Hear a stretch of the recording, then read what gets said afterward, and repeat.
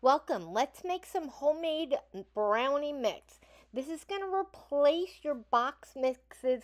Go in your cabinet, throw them away. We don't want those unnecessary preservatives or additives.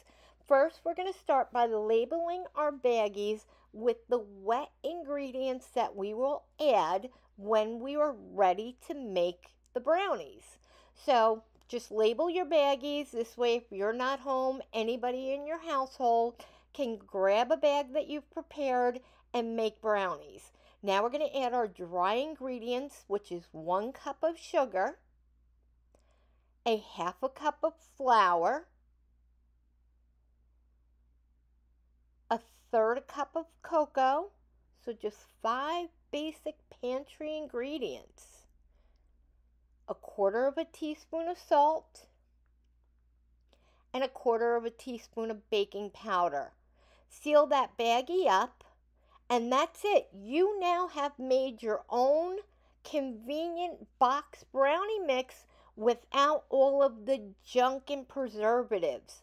When you're ready to cook them, empty your baggie into a bowl, add in those wet ingredients, 3 simple ingredients. We have them marked right on the bag. Preheat your oven to 350 degrees. Mix that up. Get it into a greased baking dish.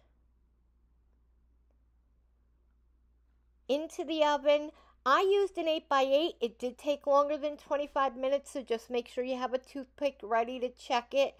And let me tell you, these brownies were moist, delicious, chocolatey, probably some of the best brownies I have ever baked.